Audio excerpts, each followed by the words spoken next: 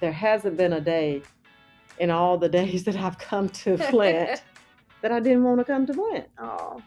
A production of Flint Energies, your local touch-tone energy cooperative. Front Porch Chats brings you along while we discuss interesting events, people in history, programs, and hidden gems located in Central and Southwest Georgia.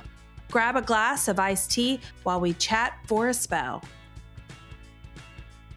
I'm your host, Natalie Bradley, and we are talking with one of our Flint family members today and listening to her wonderful journey at Flint Energies. We have Laquita McCrary with us, and you may have heard her on our one of our Empower podcast episodes, because we had a few since we had so many interviews. She started that program a while back, but we're going to talk about her journey because it's a very interesting one. We're just going to have a conversation that you guys can eavesdrop on because Laquita is a fascinating friend and colleague. Well, and thank you, Natalie.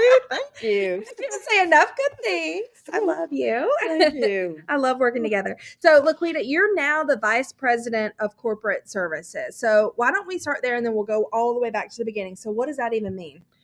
In my current role, I protect our company and our members as well as our employees. Those are I'm charged with that. That's my main goal, is to always look out for the big three. And again, that's our members, the organization, as well as our employees. Okay. And that involves hiring, firing, disciplining, making sure our vehicles are running properly, ensuring that our facilities are always safe on the inside as well as the outside. I manage safety, our safety department, benefits, again, personnel, training, organizational development. It is a plethora of items, but the main thing is making sure we all stay employed and we serve our community. Yeah. So you have a lot of free time. Oh, sure. Absolutely. You do a couple of things. That's right. Okay, so you worked here for a minute. Yeah, so... How many years have you been here? Flint recognizes 30 years. However, I recognize 34. Okay, so what's the discrepancy? Were you like part-time? I was. Okay. So from 1991 until 1995, I was considered temporary. Okay. I came as a summer student from Fort Valley State at the time. And in the summer of 1991, prior to that, I had worked at the summer of 1990. I worked at Coweta Fayette. Oh. EMC I did in not know Noonan. that. Yes. So it was through a program at the college called CDEP, which is the Cooperative Developmental Energy Program. Okay. That's what it was. And it's still called that. And it is today's STEM program. Okay. So if you were in any of the science and technology and math areas, which I was, you got into this CDEP group, and you were part of the elite, and they would help you find work for the summer.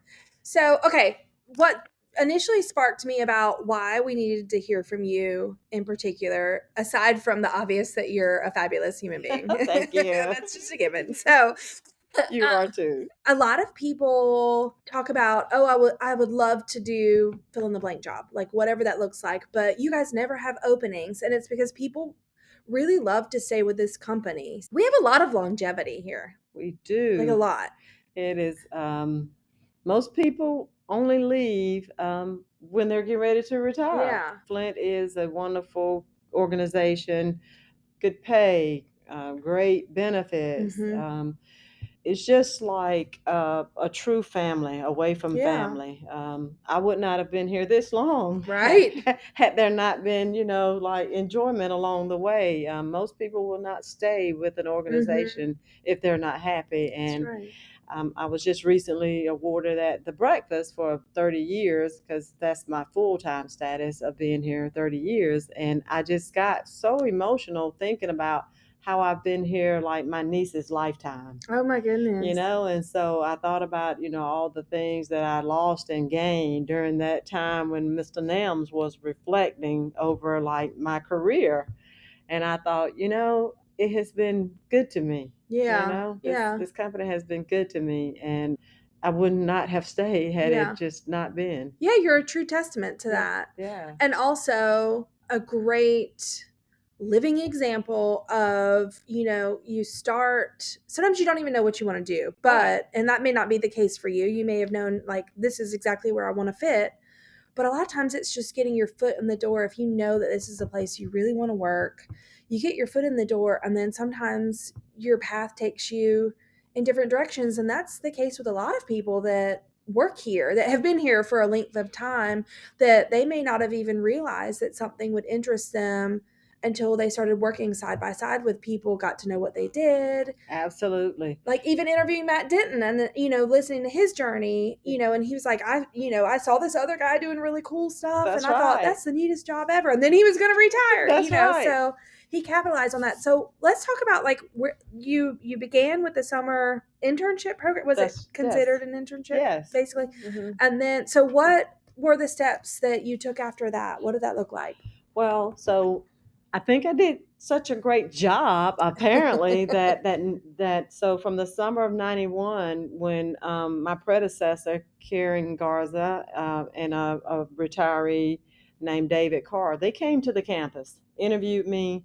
They weren't aware that previous summer I'd gone to and worked at another EMC. So I think they were like, hey, we want her. Right. Because I talked about the things that I did that prior summer of actually installing what's called load management switches on air conditioner units and water heater units. And so they were like, we have our own load management program. Let's put her with us. Yeah. So that summer sparked my career. I'm calling it a career. It wasn't a job. That summer of being able to come and work, it sparked my career here. And I think, I tried to do a very good job, and I think I did, because after that, every summer, I didn't have to interview. They knew that you were coming back. Oh my gosh. And so I worked in various departments after my first summer here, which was my sophomore summer, and my junior summer, and I came and I worked. And then after I graduated my senior year, they was like, you coming? And I was like, yes. So again, the plan after I graduated college was that fall to start at Georgia State in Atlanta in their physical therapy program, because my major the entire time had been biology. Oh, wow. I was going to become a physical therapist. I was going to be this big time physical therapist for athletes. Yeah. You and I have so much in common. Yeah. We both have degrees that, we don't use the surface part. Obviously you learn things while you're getting your degree that you do put into play. Absolutely. That's a trip. I didn't realize you were biology. I know. And it's like you said, life has a way of spinning things around. And my mom got sick that fall and eventually passed from cancer. And Flint was like, do you want to work? Do you want to continue to work? And I was like, absolutely. So it was still considered part-time, even in that was like the fall of '93. So I just continued to work every day. I'd graduated and gotten my Bachelor of Science degree, but there I was, not really doing anything with it. But I stayed at Flint and came and clocked in, on time or early, which is early, every day from the fall of '93 until an opening finally became available in the winter, like January of '95. That's how long it took me to become a full-time employee. Oh, wow. Someone finally retired and a position opened. And so then I was hired full-time as what was called a district office clerk back then, which is our member solutions representative today. Okay. So I basically worked at the front counter, and I did that until like '98. So from '95 to '98, I dealt with customer service, did everything that our MSRs do today, help our members when they walk through the door, establish service, take payments, make arrangements, put in disconnects, just try to help the member. And then promoted to what's called an engineering and operations coordinator. So we still have those today. Right. So I worked as an E&O coordinator, which was working with our members again, who were establishing new services on property that didn't have any existing poles or lines, making those appointments with the staking technicians, and just getting the power out to the property for our members. Okay. Absolutely loved that job. Yes. I mean, absolutely loved it, and was there for 10 years in that position. Wow. Yeah. Yeah, you did love it. I really did. I really did love that position as the NO coordinator. Probably never would have left it until they start speaking of it transitioning to Warner Robins. And here I was living in Reynolds, and I thought, I want to stay close to home. Yeah. You know, I want to be close to home. I don't want to have to drive to Warner Robins to work every day.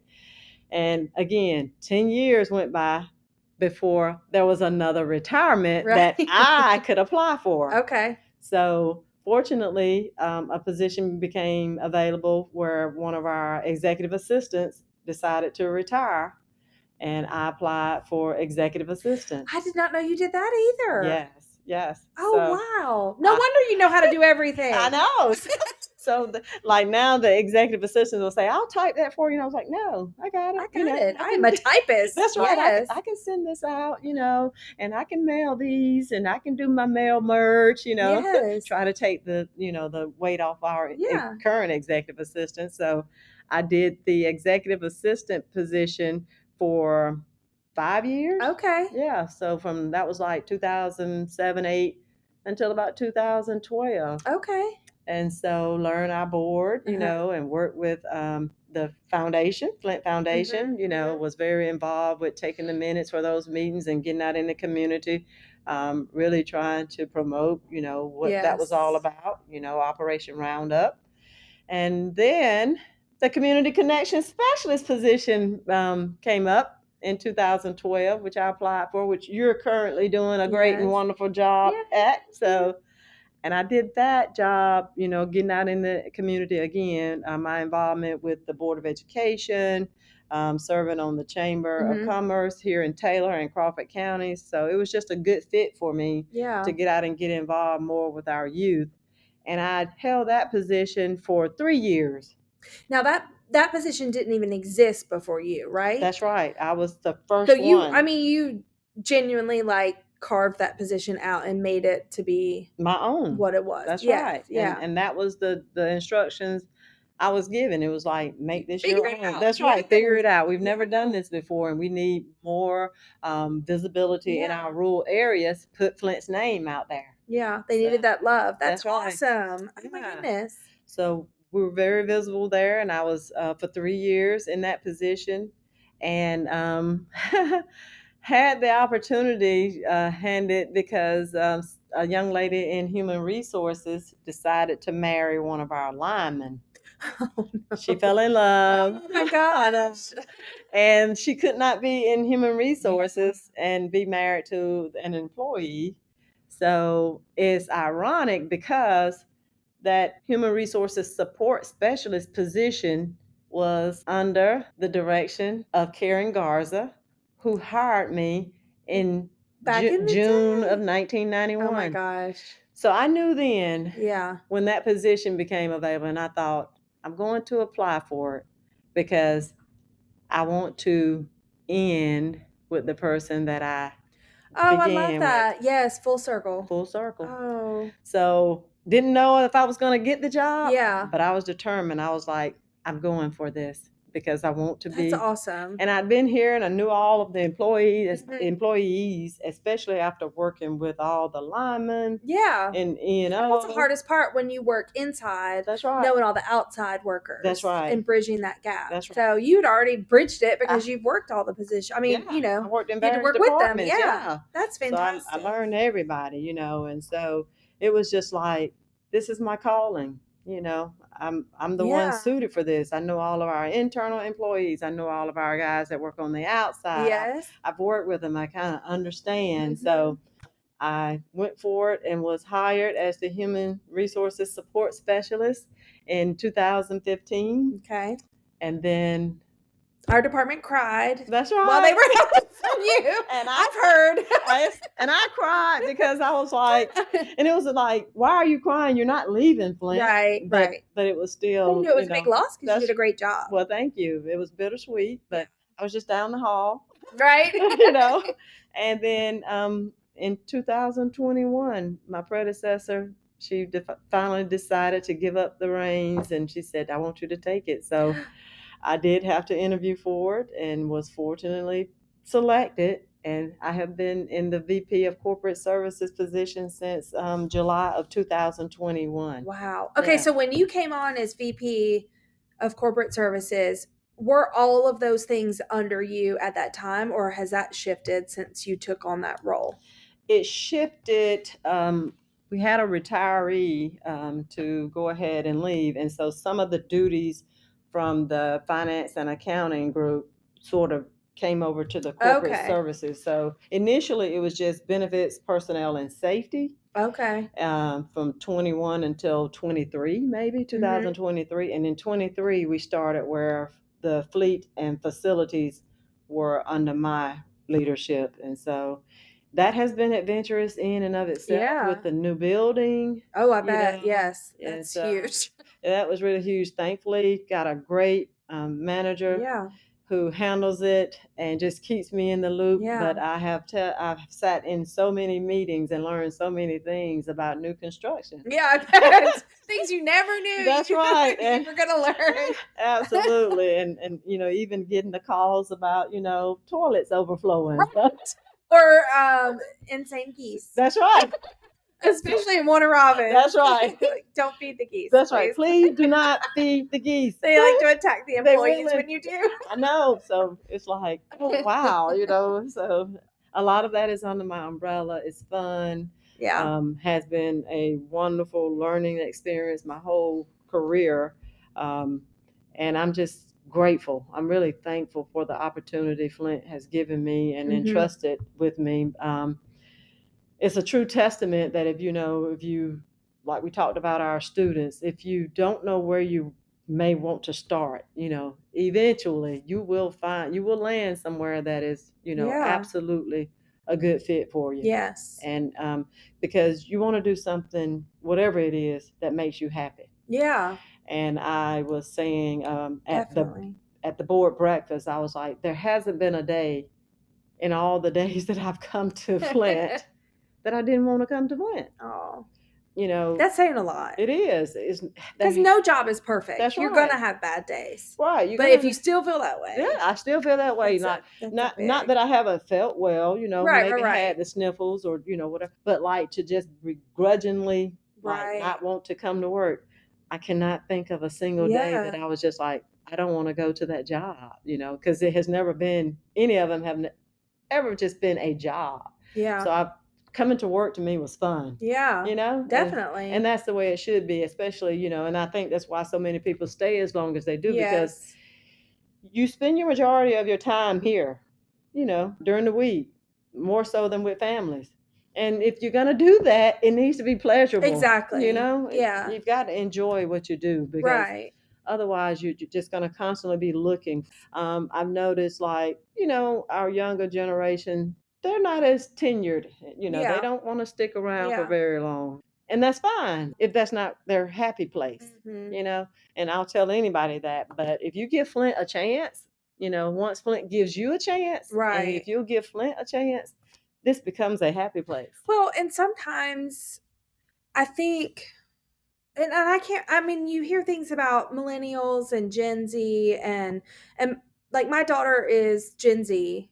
She's 17. She's about to graduate from high school. Right. And I see it in her, and I even see it in, friends that are not that much younger. I'm the last year that is technically Gen X. So, most people I know are also millennials, but it's, just our culture has shifted. And so, people don't stick around for, like, back in the day, it was like the watch and the retirement plan. Right. And even even though technically I'm Gen X, I do have a lot of millennial traits, probably because I'm on the cusp. That's right. But, I was a small business owner for most of my adult life. And if anybody had said to me in my 20s, one day you're going to work for an EMC, I know, I would have laughed in your face. I know. Like, I would have been like, okay, right, okay. But the truth is, it's not, even though, yes, it's a corporation, technically. It's a not-for-profit corporation, but it's not a corporation. That's right. It's different. It is different. It is so different. And that is, we talk about the cooperative difference all the time, and it's real. It's not just a catchphrase. That's right. It's real. It is. And I mean, these people genuinely care about you. And I think that, how do I say, like, if you can stick it out and you're not 100% happy in your role, but you love the environment at Flint, one of the most wonderful things here is that if you're a good fit as a human being, right, eventually you're going to have a good fit as your job. That's too, right. as your career In your path. career. Yes. That's right. And you're so right. Like, I mean, I know that every position can't be like that, but they're really good at also customizing what we do to our strengths. Right. And our personalities as much as possible. Yes. While we're still serving the members and doing what we need to do. And that, especially for people that are not, I don't want to say wired the same as others, because I think that that's a misnomer, but some of us are more creative minded. Like, I get bored once I master something and I need to find something new because I'm extremely curious and I love to learn skills. Yeah. But once I feel like I've mastered that area, I get bored with it. Yeah. And I need a new dream, a new goal. That's right. And it's great to be able to work in a position where you can truly shift. And you can drive your own. Yes. And you can say, or like, okay, we've hit the ceiling in this area. So how can we think out of the box, right, and bust through that ceiling in a different way? And I think that's why Flint has been such like a pioneer in the EMC world too. Just like you had the first cooperative connections specialist position. That's right. In this area. And then like our relationship with Fort Benning, Fort Moore, back to Fort Benning, who knows, but in the future, if you're listening to this, it may be a totally different name. That's right.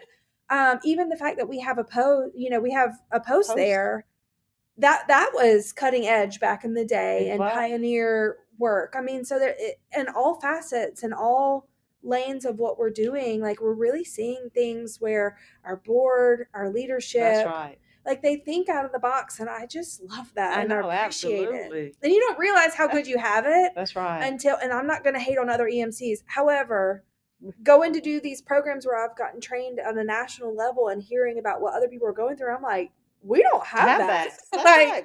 Thank you, God, for putting me at Flint. That's right. We don't have those issues. Great people. We have a wonderful board. Yes. I mean, wonderful employees. And yes, do we have, like you said, a couple of hiccups? Sure, but not enough to say we don't have the majority of our employees are just great. Yeah. Yeah. And I feel like, some of the shift in our culture, it's like, when I was little, we read stories like, what was it? The Grasshopper and the Ant. Yes. And it was, you learn like hard work, good work ethic, like that's going to trump everything because you're going to have famines. You're going to have hard times. True. You got to learn how to navigate through those. Yes, have tenacity in what you do and stick it out. And then, but now that's not the message for a while, not just now, but for a while, the message has been follow your heart. If you don't like it, leave. But it's like, you're going to have days. It's going to be tough.